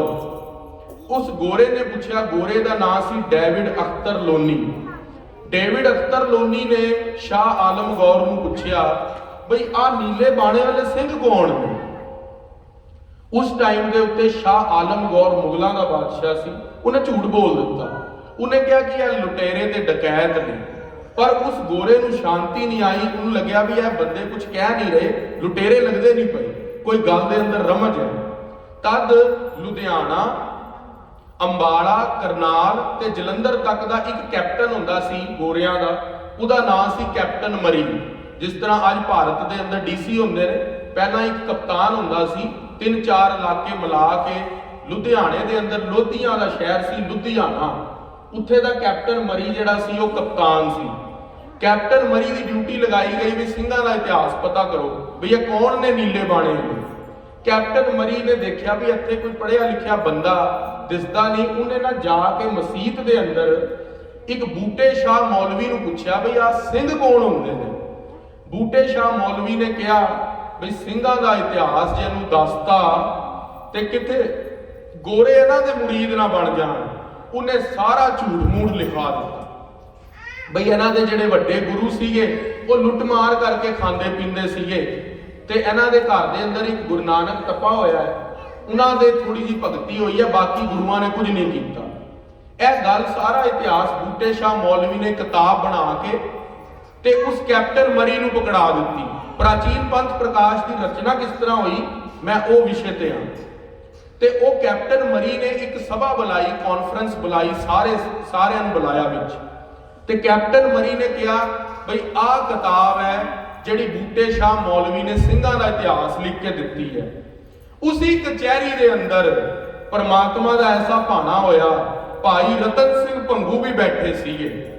ਭਾਈ ਰਤਨ ਸਿੰਘ ਭੰਗੂ ਨੇ ਵਿਚਾਰ ਕੀਤੀ, ਇਹ ਬੂਟਾ ਸ਼ਾਹ ਮੌਲਵੀ ਮੁਗਲਨ ਕਿਆ ਜਸ ਕਰਾਏ ਹਮਾਰ। ਬਈ ਬੂਟਾ ਸ਼ਾਹ ਮੌਲਵੀ ਸਾਡਾ ਕੀ ਸਿੰਘਾਂ ਦਾ ਜਸ ਲਿਖੇਗਾ, ਪਰ ਇਹਨੇ ਸ਼ਰਾਰਤ ਜ਼ਰੂਰ ਕੀਤੀ ਹੋਏਗੀ ਜਸ ਕਰਦਿਆਂ ਕੋਈ। ਤੇ ਉਹਨੇ ਕੈਪਟਨ ਮਰੀ ਨੂੰ ਰਿਕੁਐਸਟ ਕੀਤੀ ਬਈ ਮੈਂ ਇਹ ਗ੍ਰੰਥ ਪੜ੍ਹਨਾ ਚਾਹਨਾ। ਭਾਈ ਰਤਨ ਸਿੰਘ ਭੰਗੂ ਨੇ ਉਹਦਾ ਇੰਡੈਕਸ ਪੇਜ ਦੇਖ ਕੇ ਪਿੱਛੋਂ ਬਿਬਲੀਓਗ੍ਰਾਫੀ ਪੜ੍ਹ ਕੇ ਦੱਸ ਦਿੱਤਾ ਬਈ ਇਨ ਗੱਲ ਸਿੰਘਨ ਕਹੀ ਨਾ ਸਾਰੀ। ਕਹਿੰਦੇ ਇਹਨੇ ਗੁਰੂ ਖਾਲਸੇ ਦੀ ਗੱਲ ਸਾਰੀ ਨਹੀਂ ਕਹੀ, ਮੈਂ ਤੈਨੂੰ ਦੱਸਦਾ ਬਈ ਗੁਰੂ ਖਾਲਸੇ ਦੀ ਕੀ ਇਤਿਹਾਸ ਹੈ। ਕੈਪਟਨ ਮਰੀ ਪੁੱਛਦਾ ਬਈ ਤੂੰ ਕੌਣ ਹੈ। ਉਹ ਕਹਿੰਦਾ ਮੇਰੇ ਦਾਦੇ ਦਾ ਨਾਮ ਹੈ ਸ਼ਹੀਦ ਭਾਈ ਮਹਿਤਾਬ ਸਿੰਘ, ਮੈਂ ਉਹਨਾਂ ਦਾ ਪੋਤਰਾ ਹਾਂ। ਮੇਰੇ ਨਾਨੇ ਦਾ ਨਾਮ ਹੈ ਸ਼ਾਮ ਸਿੰਘ, ਜਿਹੜੇ ਛੱਪੜ ਛਿੜੀ ਦੇ ਜੰਗ ਦੇ ਅੰਦਰ ਬਾਬੇ ਬੰਦੇ ਬਹਾਦਰ ਦੇ ਅੰਦਰ ਦੇ ਨਾਲ ਵਜ਼ੀਰ ਖਾਨ ਦੇ ਦੰਦ ਖੱਟੇ ਕਰਕੇ ਛੋਟੇ ਸਾਹਿਬਜ਼ਾਦਿਆਂ ਦਾ ਬਦਲਾ ਲਿਆ। ਮੈਂ ਉਹਨਾਂ ਦਾ ਦੋਤਰਾ, ਮੈਂ ਸ਼ਹੀਦ ਭਾਈ ਮਹਿਤਾਬ ਸਿੰਘ ਦਾ ਪੁੱਤਰ ਆ। ਇੰਨੀ ਗੱਲ ਸੁਣੀ ਤੇ ਕੈਪਟਨ ਮਰੀ ਨੂੰ ਲੱਗਿਆ ਇਸ ਬੰਦੇ ਦੀ ਗੱਲ ਦੇ ਅੰਦਰ ਦਮ ਲੱਗਦਾ। ਉਹ ਕਹਿੰਦੇ ਵੀ ਤੁਸੀਂ ਇਤਿਹਾਸ ਲਿਖ ਕੇ ਲਿਆਓ। ਫਿਰ ਪ੍ਰਾਚੀਨ ਪੰਥ ਪ੍ਰਕਾਸ਼ ਦੀ ਰਚਨਾ ਰਤਨ ਸਿੰਘ ਭੰਗੂ ਨੇ ਉਸ ਦਿਨ ਕੀਤੀ। ਇੱਕ ਰਾਤ ਦੇ ਅੰਦਰ ਸ਼ੁਰੂ ਕੀਤਾ ਗ੍ਰੰਥ, ਥੋੜੇ ਸਮੇਂ ਦੇ ਅੰਦਰ ਤਿਆਰ ਕਰਕੇ ਜਦੋਂ ਗੋਰੇ ਦੇ ਸਾਹਮਣੇ ਅੰਗਰੇਜ਼ੀ ਭਾਸ਼ਾ ਤੇ ਗੁਰਮੁਖੀ ਭਾਸ਼ਾ ਦੇ ਅੰਦਰ ਰੱਖ ਦਿੱਤਾ, ਉਹ ਗ੍ਰੰਥ ਪੜ੍ਹ ਕੇ ਫਿਰ ਕਲਕੱਤੇ ਭੇਜਿਆ ਗਿਆ, ਕਲਕੱਤੇ ਤੋਂ ਫਿਰ ਇੰਗਲੈਂਡ ਭੇਜਿਆ ਗਿਆ, ਰਾਣੀ ਤੱਕ ਅਸਲੀ ਸਿੰਘਾਂ ਦਾ ਇਤਿਹਾਸ ਭੇਜਿਆ ਗਿਆ। ਉਹ ਸਾਰਾ ਇਤਿਹਾਸ ਇਸ ਗ੍ਰੰਥ ਦੇ ਅੰਦਰ ਅੰਕਿਤ ਹੈ। ਕਦੀ ਸਮਾਂ ਬਣਿਆ ਗੁਰੂ ਨੇ ਉਹ ਕਥਾ ਤੁਸੀਂ ਜ਼ਰੂਰ ਸੁਣਨਾ, ਬੜੀ ਵੀਰ ਰਸ ਵਾਲੀ ਕਥਾ ਹੈ। ਉਹਦੇ ਅੰਦਰ ਹੀ ਸਾਰੇ ਜ਼ਿਕਰ ਆਉਂਦੇ ਨੇ ਪ੍ਰਸੰਗ ਦੇ। ਭਾਈ ਤਾਰੂ ਸਿੰਘ ਦਾ ਖੋਪੜ ਕਿਸ ਤਰ੍ਹਾਂ ਉਤਰਿਆ, ਭਾਈ ਮਣੀ ਸਿੰਘ ਦੀ ਸ਼ਹੀਦੀ ਕਿਸ ਤਰ੍ਹਾਂ ਹੋਈ, ਮੱਸੇ ਰੰਗੜ ਦਾ ਸ਼ੀਸ਼ ਕਿਸ ਤਰ੍ਹਾਂ ਉਤਰਿਆ, ਵੱਡਾ ਘੱਲੂਘਾਰਾ, ਛੋਟਾ ਘੱਲੂਘਾਰਾ ਤੇ ਹੋਰ ਬੇਅੰਤ ਸ਼ਹੀਦ ਸਿੰਘਾਂ ਦਾ ਇਤਿਹਾਸ ਉਸ ਗ੍ਰੰਥ ਦੇ ਅੰਦਰ ਮੌਜੂਦ ਹੈ। ਸੋ ਅਸੀਂ ਸਮੇਂ ਦੇ ਅੰਦਰ ਰਹਿੰਦੇ ਹੋਏ ਆਓ ਹੁਣ ਗੁਰੂ ਇਤਿਹਾਸ ਦੀ ਕਥਾ ਵਿਚਾਰੀਏ ਤੇ ਉਨ ਸਾਰੇ ਸ਼ਹੀਦਾਂ ਨੂੰ ਕੋਟਾਨ ਕੋਟਾਨ ਪ੍ਰਣਾਮ ਹੈ। ਗਗਨ ਦਮਾਮਾ ਬਾਜਿਓ ਪਰਿਓ ਨਿਸ਼ਾਨੇ ਘਾਓ, ਖੇਤ ਜੋ ਮਾਂਡਿਓ ਸੂਰਮਾ ਅਬ ਜੂਝਣ ਕੋ ਦਾਓ। ਉਹ ਮਹਾਨ ਸੂਰਮਿਆਂ ਨੇ ਜੋ ਗੁਰੂ ਦੇ ਲਈ ਸ਼ਹਾਦਤਾਂ ਪਾਈਆਂ, ਆਪਣਾ ਸਿਦਕ ਨਿਹਾਰੇ ਸਿੱਖੀ ਕੇਸਾਂ ਦੇ ਸਵਾਸਾਂ ਨਾਲ ਨਿਭਾਈ। ਉਹ ਸਾਰੇ ਸਿੰਘਾਂ ਨੂੰ ਜਿਹੜੇ ਸ਼ਹੀਦ ਹੋਏ ਛੋਟੇ ਘੱਲੂਘਾਰੇ ਦੇ ਅੰਦਰ, ਉਹਨਾਂ ਨੂੰ ਕੋਟਾਨ ਕੋਟਾਨ ਪ੍ਰਣਾਮ ਹੈ। ਸਾਰੇ ਸਿੰਘਾਂ ਦੀ ਸੰਗਤ ਦੀ ਹਾਜ਼ਰੀ ਉਹ ਸ਼ਹੀਦ ਸਿੰਘਾਂ ਦੇ ਚਰਨਾਂ ਵਿੱਚ। ਆਓ ਹੁਣ ਗੁਰੂ ਇਤਿਹਾਸ ਦੀ ਵਿਚਾਰ ਕਰੀਏ। ਬਲਬ ਕਾਲਸ ਪਾਪ ਫਲ ਗੋਤਮ ਪਤਨੀ ਪ੍ਰੀਤ। ਖਾਲਸਾ ਜੀ, ਕੱਲ ਦੇ ਇਤਿਹਾਸ ਦੇ ਅੰਦਰ ਆਪ ਜੀ ਨੇ ਸਰਵਣ ਕੀਤਾ ਜੋ ਹੁਣ ਗੁਰੂ ਇਤਿਹਾਸ ਲੜੀਵਾਰ ਚੱਲ ਰਿਹਾ ਹੈ। ਉਸ ਦੇ ਅੰਦਰ ਇੱਕ ਕਵੀ ਉਸ ਨੂੰ ਟਿਊਕ ਮਾਤਰ 1 ਮਿੰਟ ਲਈ ਵਿਚਾਰ ਲਈਏ ਜੋ ਕੱਲ ਇਤਿਹਾਸ ਹੋਇਆ ਸੀ। ਕਲਗੀਧਰ ਪਾਤਸ਼ਾਹ ਸ੍ਰੀ ਗੁਰੂ ਗੋਬਿੰਦ ਸਿੰਘ ਮਹਾਰਾਜ ਸੱਚੇ ਪਾਤਸ਼ਾਹ ਦੇ ਦਰਬਾਰ ਦੇ ਅੰਦਰ ਕੁਝ ਕਵੀਆਂ ਦੀ ਕਤਾਰਾਂ ਲੱਗ ਗਈਆਂ ਤੇ ਕਲਗੀਧਰ ਪਾਤਸ਼ਾਹ ਪ੍ਰਸ਼ਨ ਉੱਤਰ ਕਰ ਰਹੇ ਨੇ ਕਵੀਆਂ ਨੂੰ, ਵੀ ਅਸੀਂ ਤੁਹਾਨੂੰ ਪ੍ਰਸ਼ਨ ਪੁੱਛਦੇ ਹਾਂ, ਤੁਸੀਂ ਉੱਤਰ ਦੱਸੋ। ਤੇ ਕਲਗੀਧਰ ਪਾਤਸ਼ਾਹ ਨੇ ਪ੍ਰਸ਼ਨ ਪੁੱਛਿਆ ਕਿ ਚੰਦਰਮਾ ਦੇ ਉੱਤੇ ਕਾਲੇ ਦਾਗ ਕਿਉਂ ਨੇ। ਖਾਲਸਾ ਜੀ ਇਹ ਪ੍ਰਸ਼ਨ ਦਾ ਉੱਤਰ ਸ੍ਰੀ ਗੁਰੂ ਗ੍ਰੰਥ ਸਾਹਿਬ ਦੇ ਅੰਦਰ ਵੀ ਹੈ। ਕਿੰਨਾ ਕਲਗੀਧਰ ਪਾਤਸ਼ਾਹ ਦਾ ਇਤਿਹਾਸ, ਕਲਗੀਧਰ ਪਾਤਸ਼ਾਹ ਦੀ ਬਾਣੀ, ਗੁਰੂ ਗ੍ਰੰਥ ਸਾਹਿਬ ਮਹਾਰਾਜ ਤੇ ਇਤਿਹਾਸ ਦੇ ਸਾਰੇ ਗ੍ਰੰਥ ਪੜ੍ਹਨੇ ਬਹੁਤ ਜ਼ਰੂਰੀ ਨੇ। ਜੇ ਉਹ ਸਾਰੇ ਗ੍ਰੰਥਾਂ ਦਾ ਅਧਿਐਨ ਕੀਤਾ ਜਾਵੇ ਤਾਂ ਕਿਤੇ ਗੁਰਮਤ ਦੀ ਸਿੱਖਿਆ ਦੇ ਮਾਰਗ ਦੇ ਉੱਤੇ ਚੱਲਾਂਗੇ। ਗੁਰਮਤ ਦੀ ਪ੍ਰਾਪਤੀ ਹੋਣੀ ਤਾਂ ਬਹੁਤ ਵੱਡੀ ਗੱਲ ਹੈ, ਉੱਥੇ ਤੱਕ ਪਹੁੰਚਣਾ ਸਾਡੇ ਸਿੱਖਾਂ ਦੀ ਵੱਸ ਦੀ ਗੱਲ ਨਹੀਂ। ਜੇ ਗੁਰੂ ਪਹੁੰਚਾ ਦੇਵੇ ਤਾਂ ਗੱਲ ਹੋ ਗਈ। ਸੋ ਕਲਗੀਧਰ ਪਾਤਸ਼ਾਹ ਮਹਾਰਾਜ ਪੁੱਛ ਰਹੇ ਨੇ ਵੀ ਚੰਦਰਮਾ ਦੇ ਉੱਤੇ ਦਾਗ ਕਿਉਂ ਨੇ। ਹੁਣ ਇੱਕ ਬੱਲਭ ਕਵੀ ਨੇ ਉਹ ਉੱਤਰ ਦਿੰਦੇ ਨੇ। ਪਹਿਲੇ ਮੈਂ ਆਪ ਜੀ ਨੂੰ ਗੁਰੂ ਗ੍ਰੰਥ ਸਾਹਿਬ ਮਹਾਰਾਜ ਦਾ ਸ਼ਬਦ ਸਰਵਣ ਕਰਾਵਾਂ ਜਿਸ ਦੇ ਅੰਦਰ ਇਸ ਗੱਲ ਦਾ ਉੱਤਰ ਲਿਖਿਆ ਵੀ ਚੰਦਰਮਾ ਤੇ ਕਾਲੇ ਦਾਗ ਕਿਉਂ ਨੇ। ਨਾਰਾਇਣ ਨਿੰਦਸ ਕਾਹੇ ਭੂਲੀ ਗਵਾਰੀ, ਦੁਕ੍ਰਿਤ ਸੁਕ੍ਰਿਤ ਥਾਰੋ ਕਰਮਰੀ। ਸੰਕਰਾ ਮਸਤਕ ਬਸਤਾ, ਕੁਲ ਜਨ ਮੱਦੇ ਮਿਲਿਓ ਸਾਰੰਗ ਪਾਨ ਰੀ। ਕਰਮ ਕਰ ਕਲੰਕ ਮਫੀਟਸ ਰੀ। ਸ੍ਰੀ ਗੁਰੂ ਗ੍ਰੰਥ ਸਾਹਿਬ ਅੰਗ 695 ਦੇ ਉੱਤੇ ਭਗਤਾਂ ਦੀ ਬਾਣੀ ਤਰਲੋਚਨ ਜੀ ਦਾ ਸ਼ਬਦ ਹੈ। ਸ਼ੰਕਰਾ ਮਸਤਕ ਬਸਤਾ ਸੁਰਸਰੀ ਇਸ਼ਨਾਨ ਰੀ। ਜਿਹੜਾ ਚੰਦਰਮਾ ਹੈ ਉਹ ਤੇ ਸ਼ੰਕਰਾ ਮਸਤਕ ਬਸਤਾ ਸ਼ਿਵ ਜੀ ਦੇ ਮੱਥੇ ਦੇ ਉੱਤੇ ਰਹਿੰਦਾ ਚੰਦਰਮਾ। ਸੁਰਸਰੀ ਇਸ਼ਨਾਨ ਰੀ, ਸ਼ਿਵ ਜੀ ਦੇ ਮੱਥੇ ਤੋਂ ਗੰਗਾ ਦਾ ਪਾਣੀ ਗਿਰ ਰਿਹਾ ਚੰਦਰਮਾ ਦੇ ਉੱਤੇ। ਸ਼ੰਕਰਾ ਮਸਤਕ ਬਸਤਾ ਸੁਰਸਰੀ ਇਸ਼ਨਾਨ ਰੀ, ਕੁਲ ਜਨ ਮੱਦੇ ਮਿਲਿਓ ਸਾਰੰਗ ਪਾਨ ਰੀ। ਕੁਲ ਕਿਹੜੀ ਹੈ ਚੰਦਰਮਾ ਦੀ? ਭਗਵਾਨ ਕ੍ਰਿਸ਼ਨ ਦੀ। ਭਗਵਾਨ ਰਾਮ ਦੀ ਜੋ ਕੁਲ ਹੈ ਉਹ ਸੂਰਜਵੰਸ਼ੀ ਹੈ। ਭਗਵਾਨ ਕ੍ਰਿਸ਼ਨ ਜੀ ਦੀ ਕੁਲ ਹੈ ਉਹ ਚੰਦਰਵੰਸ਼ੀ ਹੈ। ਗੁਰੂ ਗ੍ਰੰਥ ਸਾਹਿਬ ਜੀ ਦੀ ਬਾਣੀ ਕਹਿੰਦੀ ਹੈ ਕੁਲ ਜਨ ਮੱਧੇ, ਕੁਲ ਜਨਾਂ ਦੀ ਕਿਹੜੀ ਹੈ? ਸਾਰੰਗ ਪਾਨ ਰੀ। ਭਗਵਾਨ ਕ੍ਰਿਸ਼ਨ ਦੀ ਕੁਲ ਚੋਂ ਹੈ ਚੰਦਰਮਾ। ਸਿਰ ਤੇ ਸ਼ਿਵ ਜੀ ਦੇ ਵਾਸ ਕਰਦਾ ਹੈ, ਗੰਗਾ ਦਾ ਪਾਣੀ ਗਿਰ ਰਿਹਾ ਹੈ, ਭਗਵਾਨ ਕ੍ਰਿਸ਼ਨ ਦੀ ਕੁਲ ਦੇ ਵਿੱਚੋਂ ਹੈ। ਕੁਲ ਜਨ ਮੱਧੇ ਮਿਲਿਓ ਸਾਰੰਗ ਪਾਨ ਰੀ। ਕਰਮ ਕਰ ਕਲੰਕ ਮਫੀਟਸ ਰੀ। ਪਰ ਕਰਮ ਕਿਹੜਾ ਕਰ ਬੈਠਾ ਚੰਦਰਮਾ ਕਿ ਉਸ ਦੇ ਉੱਤੇ ਦਾਗ ਪੈ ਗਏ। ਕਲਗੀਧਰ ਪਾਤਸ਼ਾਹ ਉਹ ਬਚਨ ਕਵੀਆਂ ਨੂੰ ਪੁੱਛ ਰਹੇ ਨੇ। ਕਲਗੀਧਰ ਪਾਤਸ਼ਾਹ ਪੁੱਛਦੇ ਨੇ ਕਵੀਆਂ ਨੂੰ ਬਈ ਚੰਦਰਮਾ ਤੇ ਦਾਗ ਕਿਉਂ ਪੈ ਗਏ। ਗੁਰੂ ਗ੍ਰੰਥ ਸਾਹਿਬ ਦੀ ਬਾਣੀ ਵੀ ਕਹਿੰਦੀ ਹੈ। ਹੁਣ ਕਹਿੰਦੇ ਨੇ ਮਹਾਰਾਜ ਗੌਤਮ ਨਾਰ, ਗੌਤਮ ਦੀ ਨਾਰ ਗੁਰੂ ਗ੍ਰੰਥ ਸਾਹਿਬ ਦਾ ਹੀ ਸ਼ਬਦ ਹੈ। ਗੌਤਮ ਨਾਰ ਅਹਿਲਿਆ ਤਾਰੀ, ਪਾਵਨ ਕੇਤਕ ਤਾਰੀ ਅਲੇ। ਗੌਤਮ ਦੀ ਨਾਰ ਜਿਹੜੀ ਅਹਿਲਿਆ ਸੀ, ਭਗਵਾਨ ਰਾਮ ਨੇ ਉਸ ਪੱਥਰ ਤੇ ਪੈਰ ਰੱਖਿਆ ਸੀ ਤੇ ਉਹ ਤਰ ਕੇ ਸੱਚਖੰਡ ਨੂੰ ਚਲੀ ਗਈ ਸੀ। ਜਦੋਂ ਭਗਵਾਨ ਰਾਮ ਆਪਣੀ ਇਸਤਰੀ ਸੀਤਾ ਨੂੰ ਲੱਭਣ ਨਿਕਲੇ ਸੀ ਜੰਗਲ ਚੋਂ ਤੇ ਅਹਿਲਿਆ ਦਾ ਅੱਗੋਂ ਪੱਥਰ ਮਿਲਿਆ ਸੀ। ਉਹ ਜਿਹੜੀ ਅਹਿਲਿਆ ਸੀਗੀ ਉਸ ਦਾ ਜਿਹੜਾ ਸੱਤ ਸੀਗਾ ਉਹ ਇੰਦਰ ਨੇ ਭੰਗ ਕੀਤਾ ਸੀ। ਇੰਦਰ ਨੇ ਗੌਤਮ ਦਾ ਰੂਪ ਧਾਰਨ ਕੀਤਾ, ਇੰਦਰ ਦੇਵਤਿਆਂ ਦਾ ਰਾਜਾ, ਤੇ ਉਸਨੇ ਗੌਤਮ ਦਾ ਰੂਪ ਧਾਰਨ ਕਰਕੇ ਦਰਬਾਰ ਦੇ ਅੰਦਰ ਗੌਤਮ ਰਿਸ਼ੀ ਦੀ ਜਿੱਥੇ ਕੁਟੀਆ ਸੀ ਉੱਥੇ ਪਹੁੰਚ ਗਿਆ ਤੇ ਬਾਹਰ ਚੰਦਰਮਾ ਨੂੰ ਤੂੰ ਕਿਹਾ ਤੂੰ ਕੁੱਕੜ ਦਾ ਰੂਪ ਧਾਰਨ ਕਰਕੇ ਬਾਂਗ ਨਹੀਂ ਤੇ ਤਾਂ ਕਿ ਗੌਤਮ ਰਿਸ਼ੀ ਨੂੰ ਪਤਾ ਲੱਗ ਜਾਵੇ ਇਸ਼ਨਾਨ ਦਾ ਸਮੇਂ ਹੋ ਗਿਆ। ਜਿਸ ਤਰ੍ਹਾਂ ਅਸੀਂ ਸਾਰੇ ਗੁਰਸਿੱਖ ਅੰਮ੍ਰਿਤ ਵੇਲੇ ਅਲਾਰਮ ਲਾਉਂਦੇ ਆ 4 ਵਜੇ ਦਾ 5 ਵਜੇ ਦਾ ਵੀ ਅਲਾਰਮ ਵੱਜ ਜਾਵੇ ਤੇ ਅਸੀਂ ਉੱਠ ਕੇ ਇਸ਼ਨਾਨ ਕਰੀਏ ਤੇ ਨਿਤਨੇਮ ਕਰੀਏ। ਤੇ ਪਹਿਲੇ ਦੇ ਵੇਲੇ ਮੁਰਗੇ ਬਾਂਗ ਦਿੰਦੇ ਸੀ ਰਿਸ਼ੀਆਂ ਨੂੰ ਵੀ ਸਮਾਂ ਹੋ ਗਿਆ ਇਸ਼ਨਾਨ ਕਰ ਲਓ ਤੇ ਮੁਰਗੇ ਨੇ 1 ਘੰਟਾ ਪਹਿਲਾਂ ਬਾਂਗ ਦਿੱਤੀ ਕਿਉਂਕਿ ਉਹ ਮੁਰਗਾ ਉਹ ਨਹੀਂ ਸੀਗਾ, ਚੰਦਰਮਾ ਮੁਰਗਾ ਦਾ ਰੂਪ ਧਾਰਨ ਕਰਕੇ ਆ ਗਿਆ ਸੀ। ਤੇ ਜਦੋਂ ਮੁਰਗੇ ਨੇ ਬਾਂਗ ਦਿੱਤੀ ਤੇ ਇੰਦਰ ਨੇ ਗੌਤਮ ਦਾ ਰੂਪ ਧਾਰਨ ਕਰਕੇ ਅਹਿਲਿਆ ਦੇ ਨਾਲ ਕੁਕਰਮ ਕਮਾ ਲਿਆ। ਕੁਕਰਮ ਕਰਮਾ ਲਿਆ, ਉਹਦਾ ਸੱਤ ਭੰਗ ਕੀਤਾ। ਗੁਰੂ ਗ੍ਰੰਥ ਸਾਹਿਬ ਦਾ ਇੱਕ ਹੋਰ ਸ਼ਬਦ ਇਸ ਗੱਲ ਦੀ ਹਵਾਲੇ ਦਿੰਦਾ ਹੈ, ਸਹੰਸਰ ਦਾਨ ਦੇ ਇੰਦਰ ਰਵਾਇਆ, ਪਰਸਰਾਮ ਰੋਵੈ ਘਰ ਆਇਆ। ਸਹੰਸਰ ਦਾਨ ਹਜ਼ਾਰਾਂ ਹੀ ਭੱਗ ਦੇ ਚਿੰਨ ਦੇ ਦਾਗ ਹੋ ਗਏ ਇੰਦਰ ਦੇ ਸੀਸ ਦੇ ਉੱਤੇ। ਗੌਤਮ ਵਾਪਸ ਆਇਆ, ਇੰਦਰ ਬਾਹਰ ਆ ਰਿਹਾ ਸੀ ਕਮਰੇ ਚੋਂ, ਉੱਥੇ ਹੀ ਸ਼ਰਾਪ ਦੇ ਦਿੱਤਾ, ਜਿਸ ਕਰਕੇ ਤੂੰ ਲਾਲਚ ਕੀਤਾ ਤੇਰੇ ਸਰੀਰ ਦੇ 100 ਭੱਗ ਤੇਰੇ ਉੱਤੇ ਨਿਕਲ ਜਾਣਗੇ। ਸ਼ਰਾਪ ਦੇ ਦਿੱਤਾ ਤੇ ਇੰਦਰ ਲੁਕ ਕੇ ਫਿਰ ਪਤਾਲ ਲੋਕ ਦੇ ਅੰਦਰ ਛੁਪਿਆ ਰਿਹਾ। ਤੇ ਕਲਗੀਧਰ ਪਾਤਸ਼ਾਹ ਨੂੰ ਕਵੀ ਦੱਸ ਰਹੇ ਨੇ, ਮਹਾਰਾਜ ਇੱਕ ਤਾਂ ਆਹ ਕਥਾ ਜੁੜੀ ਹੋਈ ਹੈ ਵੀ ਚੰਦਰਮਾ ਨੂੰ ਤਾਂ ਸ਼ਰਾਪ ਮਿਲਿਆ ਸੀ, ਦੂਸਰਾ ਸ਼ਰਾਪ ਗੌਤਮ ਨੇ ਇੰਦਰ ਦੇ ਨਾਲ ਚੰਦਰਮਾ ਨੂੰ ਦਿੱਤਾ ਸੀ ਵੀ ਤੂੰ ਵੀ ਬਾਂਗ ਲਾਈ ਹੈ, ਤੂੰ ਵੀ ਬਰਾਬਰ ਦਾ ਦੋਸ਼ੀ ਹੈ, ਤੇਰੇ ਉੱਤੇ ਦਾਗ ਪੈ ਗਿਆ।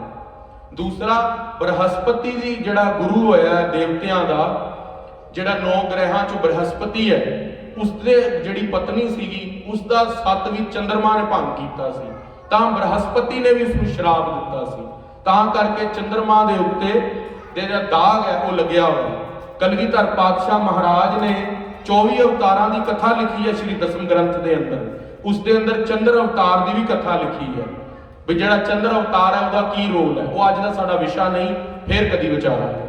ਸੋ ਕਲਗੀਧਰ ਪਾਤਸ਼ਾਹ ਨੂੰ ਬੱਲਭ ਜੀ ਕਹਿੰਦੇ ਨੇ, ਕਿੱਥੇ ਪੜ ਰਹੇ ਹੋ?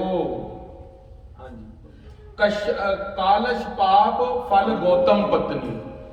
ਤੇ ਇਸ ਪ੍ਰਕਾਰ ਚੰਦਰਮਾ ਦੇ ਉੱਤੇ ਦਾਗ ਕਿਉਂ ਲਗੇ? ਕਿਉਂਕਿ ਗੌਤਮ ਦੀ ਪਤਨੀ ਦਾ ਸੱਤ ਤੋੜਿਆ ਸੀ। ਸਸ ਉਠਾਏ ਰਿਖੀ ਨਾਇਣ ਕੋ ਕਾਮੀ ਬਾਸ਼ਬ ਮੀਤ। ਇਸ ਪ੍ਰਕਾਰ ਸੱਸ ਕਹਿੰਦੇ ਚੰਦਰਮਾ ਨੇ ਗੌਤਮ ਦੇ ਰਿਸ਼ੀ ਨੂੰ ਉਠਾਇਆ ਸੀਗਾ, ਪਰ ਇੰਦਰ ਜਿਹੜਾ ਕਾਮੀ ਹੋ ਗਿਆ, ਉਸਨੇ ਵੀ ਸ਼ਰਾਪ ਭੋਗਿਆ ਤੇ ਚੰਦਰਮਾ ਨੇ ਵੀ ਸ਼ਰਾਪ ਭੋਗਿਆ। ਤੇ ਜਦੋਂ ਗੌਤਮ ਅੰਦਰ ਪਹੁੰਚਿਆ, ਗੌਤਮ ਨੇ ਅਹਿਲਿਆ ਨੂੰ ਵੀ ਸ਼ਰਾਪ ਦੇ ਦਿੱਤਾ, ਪੱਥਰ ਦੀ ਸਿਲਾ ਬਣ ਗਿਆ। ਗੁਰੂ ਗ੍ਰੰਥ ਸਾਹਿਬ ਦੀ ਬਾਣੀ ਕਹਿੰਦੀ ਹੈ, ਗੌਤਮ ਨਾਰ ਅਹਿਲਿਆ ਤਾਰੀ ਪਾਵਨ ਕੇਤਕ ਤਾਰੀਅਲੇ। ਵੀ ਗੌਤਮ ਦੀ ਜਿਹੜੀ ਨਾਰ ਸੀ, ਭਗਵਾਨ ਰਾਮ ਨੇ ਪੈਰ ਰੱਖ ਕੇ ਤਾਰ ਦਿੱਤੀ। ਕਿੰਨੇ ਹੀ ਪੱਥਰ ਭਗਵਾਨ ਨੇ ਤਾਰ ਦਿੱਤੇ ਪੈਰਾਂ ਨਾਲ ਛੂ ਛੂ ਕੇ, ਉਹਨਾਂ ਦੀ ਕੋਈ ਗਿਣਤੀ ਨਹੀਂ ਹੈ। ਕਿਉਂਕਿ ਜਦੋਂ ਭਗਵਾਨ ਰਾਮ ਜੀ ਲੰਕਾ ਦੇ ਅੰਦਰ ਪਹੁੰਚਣਾ ਸੀਗਾ, ਪੁੱਲ ਪਾਰ ਕਰਨਾ ਸੀ, ਤੇ ਭਗਵਾਨ ਨੇ ਕਿਹਾ ਵੀ ਇਹ ਸਾਰੀ ਸੰਗਤ ਤੇ ਮੇਰੇ ਨਾਲ ਜੁੜਨ ਲੱਗ ਪਈ ਹੈ, ਵੀ ਸਾਰੀ ਤੇ ਭਗਵਾਨ ਰਾਮ ਦੇ ਨਾਲ ਸਰੀਰ ਨਾਲ ਜੁੜਨ ਲੱਗ ਪਈ ਹੈ, ਪਰ ਨਾਮ ਤੋਂ ਵੱਡੀ ਵੀ ਨਾਮ ਦੀ ਵਡਿਆਈ ਹੈ। ਤੇ ਭਗਵਾਨ ਨੇ ਨਲ ਨੀਲ ਨੂੰ ਕਿਹਾ ਵੀ ਪੱਥਰ ਚੁੱਕੋ ਤੇ ਨਦੀ ਦੇ ਅੰਦਰ ਰੋੜੋ, ਅਸੀਂ ਪੱਥਰਾਂ ਦਾ ਪੁੱਲ ਬਣਾਵਾਂਗੇ। ਪੱਥਰ ਚੁੱਕਿਆ ਨਲ ਨੀਲ ਨੇ, ਜਿਵੇਂ ਸਮੁੰਦਰ ਦੀ ਪੂਜਾ ਕੀਤੀ ਸੀ, ਸਮੁੰਦਰ ਨੇ ਕਿਹਾ ਵੀ ਨਲ ਨੀਲ ਨੂੰ ਵਰ ਹੈ ਵੀ ਉਹ ਪੱਥਰ ਪਾਣਗੇ ਤਾਂ ਪੁੱਲ ਬਣ ਜਾਵੇਗਾ। ਨਲ ਨੀਲ ਨੇ ਵੱਡਾ ਪੱਥਰ ਚਟਾਨ ਚੱਕੀ ਸੁੱਟਿਆ ਸਮੁੰਦਰ ਦੇ ਅੰਦਰ, ਉਹ ਪੱਥਰ ਡੁੱਬ ਗਿਆ। ਭਗਵਾਨ ਰਾਮ ਕੋਲ ਸਾਰੇ ਆਏ, ਕਿਹਾ ਮਹਾਰਾਜ ਇੰਨੀ ਮਿਹਨਤ ਕੀਤੀ, ਪੱਥਰ ਡੁੱਬ ਗਿਆ, ਹੁਣ ਕੀ ਕਰੀਏ? ਭਗਵਾਨ ਰਾਮ ਨੇ ਕਿਹਾ ਉਹਦੇ ਉੱਤੇ ਰਾਮ ਦਾ ਨਾਮ ਲਿਖ ਦਿਓ। ਰਾਰਾ ਕੰਨਾ ਤੇ ਮੰਮਾ ਲਿਖ ਕੇ ਪੱਥਰ ਚੱਕਿਆ ਤੇ ਡਬੋ ਦਿੱਤਾ। ਜਿਵੇਂ ਹੀ ਪੱਥਰ ਡਬੋਇਆ, ਉੱਪਰ ਕੇ ਫੇਰ ਬਾਹਰ ਆ ਗਿਆ। ਤੇ ਨਾਮ ਜਦੋਂ ਰਾਮ ਦਾ ਲਿਖਿਆ ਤੇ ਪੱਥਰ ਤੈਰਨ ਲੱਗ ਪਿਆ। ਨਾਮ ਰਹਿਓ ਸਾਧੂ ਰਹਿਓ ਗੁਰ ਗੋਬਿੰਦ, ਕਹੋ ਨਾਨਕ ਇਹ ਜਗਤ ਮੈਂ ਕਿਨ ਜਪਿਓ ਗੁਰਮੰਤ। ਕੋਈ ਗਾਵੇ ਕੋ ਸੁਨੈ ਹਰ ਨਾਮਾ ਚਿਤ ਲਾਏ, ਕਹੋ ਕਬੀਰ ਸੰਸਾ ਨਹੀਂ ਅੰਤ ਪਰਮ ਗਤ ਪਾਏ। ਕੋਈ ਵੀ ਹਰੀ ਦਾ ਨਾਮ ਜਪੇ, ਕੋਈ ਹਿੰਦੂ ਜਪੇ, ਮੁਸਲਮਾਨ ਜਪੇ, ਸਿੱਖ ਜਪੇ, ਕ੍ਰਿਸਚਨ ਜਪੇ, ਕੋਈ ਬੋਧੀ ਜਪੇ, ਕੋਈ ਜੂਇਸ਼ ਜਪੇ, ਜਿਹੜਾ ਵੀ ਨਾਮ ਨੂੰ ਜਪੇਗਾ ਉਹ ਪਾਰ ਉਤਾਰਾ ਹੋ ਜਾਵੇਗਾ। ਇਹ ਗੁਰੂ ਗ੍ਰੰਥ ਸਾਹਿਬ ਦੀ ਬਾਣੀ ਕਹਿੰਦੀ ਹੈ, ਇਹ ਗੁਰੂ ਗ੍ਰੰਥ ਸਾਹਿਬ ਦਾ ਹਵਾਲਾ ਹੈ ਕਿ ਤੂੰ ਨਾਮ ਜਪ ਤੂੰ ਪਾਰ ਹੋ ਜਾਵੇਗਾ ਸੰਸਾਰ ਸਾਗਰ ਤੋਂ। ਕੋਈ ਗਾਵੇ ਕੋਈ ਗਾਉਂਦਾ, ਕੋ ਸੁਣੈ ਹਰ ਨਾਮਾ ਚਿਤ ਲਾਏ, ਕਹੋ ਕਬੀਰ ਸੰਸਾ ਨਹੀਂ ਅੰਤ ਪਰਮ ਗਤ ਪਾਏ। ਆਓ ਪੰਕਤੀ ਨੂੰ ਪ੍ਰੇਮ ਨਾਲ ਪੜ੍ਹੀਏ। ਕੋਈ ਗਾਵੇ ਕੋ ਸੁਣੈ, ਕੋਈ ਗਾਵੇ ਕੋ ਸੁਣੈ, ਕੋਈ ਗਾਵੇ ਕੋ ਸੁਣੈ, ਕੋਈ ਗਾਵੇ ਕੋ ਸੁਣੈ। ਹਰ ਨਾਮਾ ਚਿਤ ਲਾਏ, ਹਰ ਨਾਮਾ ਚਿਤ ਲਾਏ, ਹਰ ਨਾਮਾ ਚਿਤ ਲਾਏ, ਹਰ ਨਾਮਾ ਚਿਤ ਲਾਏ। ਕਹੋ ਕਬੀਰ ਸੰਸਾ ਨਹੀਂ, ਕਹੋ ਕਬੀਰ ਸੰਸਾ ਨਹੀਂ, ਕਹੋ ਕਬੀਰ ਸੰਸਾ ਨਹੀਂ, ਕਹੋ ਕਬੀਰ ਸੰਸਾ ਨਹੀਂ। ਅੰਤ ਪਰਮ ਗਤ ਪਾਏ, ਅੰਤ ਪਰਮ ਗਤ ਪਾਏ, ਅੰਤ ਪਰਮ ਗਤ ਪਾਏ, ਅੰਤ ਪਰਮ ਗਤ ਪਾਏ। ਲੋਕਾਂ ਨੂੰ ਲੱਗਦਾ ਹੋਵੇਗਾ ਗੁਰਬਾਣੀ ਜਿਹੜੀ ਹੈ ਉਹ ਮਿਊਜ਼ਿਕ ਵੱਜ ਰਿਹਾ ਹੈ, ਪਰ ਗੁਰੂ ਸਾਹਿਬ ਦੀ ਬਾਣੀ ਪਤਾ ਕੀ ਕਹਿੰਦੀ ਹੈ? ਅੱਜ ਤਾਂ ਸਾਇੰਟਿਸਟ ਵੀ ਕਹਿਣ ਲੱਗ ਪਏ ਨੇ ਬਈ ਗੁਰੂ ਕੀ ਬਾਣੀ ਦਾ ਕੀਰਤਨ ਸੁਣਨ ਦਾ ਤੋਂ ਉੱਤੇ ਕੋਈ ਵੀ ਦਵਾਈ ਨਹੀਂ ਹੈ। ਹਾਰ ਗਈ ਦੁਨੀਆ ਕੋਵਿਡ ਦੀ ਵੈਕਸੀਨ ਬਣਾਉਂਦੀ, ਪਰ ਨਹੀਂ ਗੱਲ ਬਣੀ। ਬੂਸਟਰ ਤੇ ਬਣ ਗਏ ਪਰ ਵੈਕਸੀਨ ਨਹੀਂ ਬਣੀ। ਪਰ ਗੁਰੂ ਕੀ ਬਾਣੀ ਤੋਂ ਉੱਤੇ ਕੋਈ ਮੈਡੀਸਿਨ ਹੀ ਨਹੀਂ ਹੈ। ਗੁਰੂ ਸਾਹਿਬ ਮਹਾਰਾਜ ਦੀ ਜੋ ਗੁਰਬਾਣੀ ਹੈ, ਗੁਰੂ ਦਾ ਨਾਮ ਹੈ, ਨਿਰੋਧਰ ਮੰਤਰ ਹੈ, ਉਹ ਉਸ ਦੇ ਉੱਤੇ ਕੋਈ ਮੰਤਰ ਹੀ ਨਹੀਂ ਹੈ। ਵਾਹਿਗੁਰੂ ਮੰਤਰ ਸਭ ਤੋਂ ਸਰਵਸ਼੍ਰੇਸ਼ਟ ਗੁਰਮੰਤਰ ਹੈ। ਕਲਪ ਕਲਪ ਪ੍ਰਤ ਅੱਖਰ ਸਹੀ, ਸ਼੍ਰੀ ਗੁਰੂ ਨਾਨਕ ਜਪਿਓ ਸਹੀ। ਸਾ ਮੰਤਰ ਪ੍ਰਭ ਖਾਲਸਾ ਦੀਨਾ, ਵਾਹਿਗੁਰੂ ਪਦ ਪਾਵਨ ਕੀਨਾ।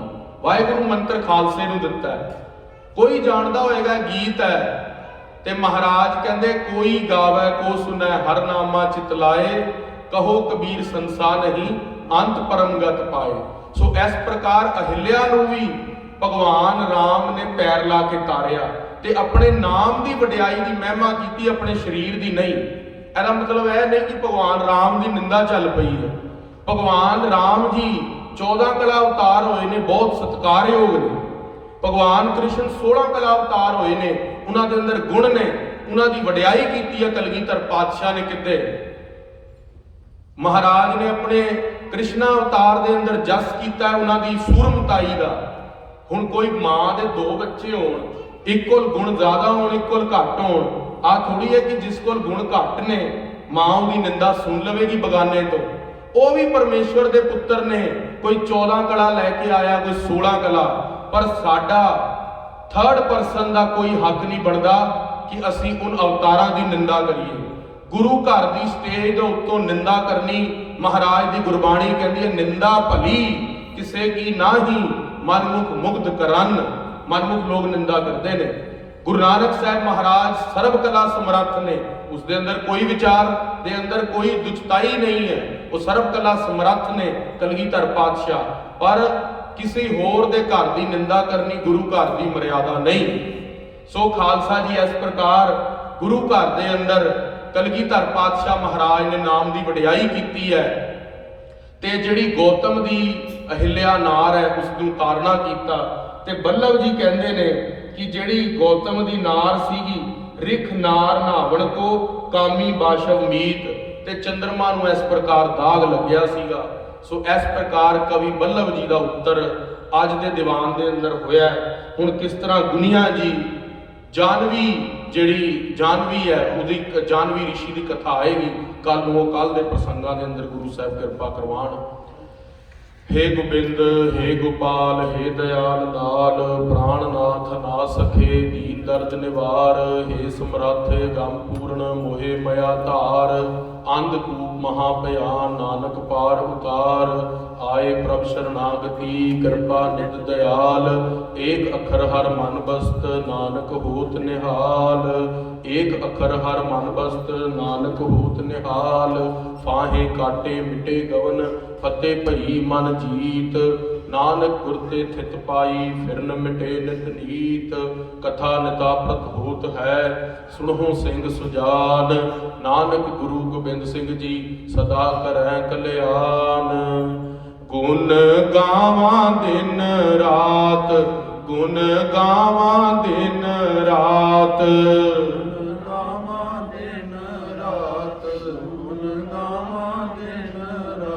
नानक चाओए हो, नानक चाओए हो, नानक चाओए हो, नानक चाओए हो।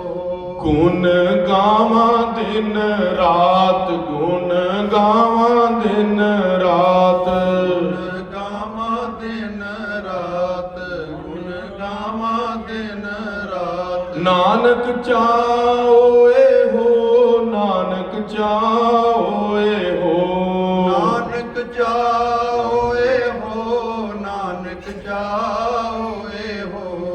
वाहिगुरु वाहिगुरु, वाहिगुरु वाहिगुरु, वाहिगुरु वाहिगुरु, वाहिगुरु वाहिगुरु। वाहिगुरु वाहिगुरु, वाहिगुरु वाहिगुरु, वाहिगुरु वाहिगुरु, वाहिगुरु वाहिगुरु। वाहिगुरु वाहिगुरु, वाहिगुरु वाहिगुरु, वाहिगुरु वाहिगुरु, वाहिगुरु वाहिगुरु। वाहिगुरु जी का खालसा, वाहिगुरु जी की फतेह। खुशियां दे जकारे गजावे कलगीधर पातशाह साहिबे कमाल श्री गुरु गोबिंद सिंह महाराज दे मन नूं भावे। सत श्री अकाल। वाहिगुरु जी का खालसा, वाहिगुरु जी की फतेह।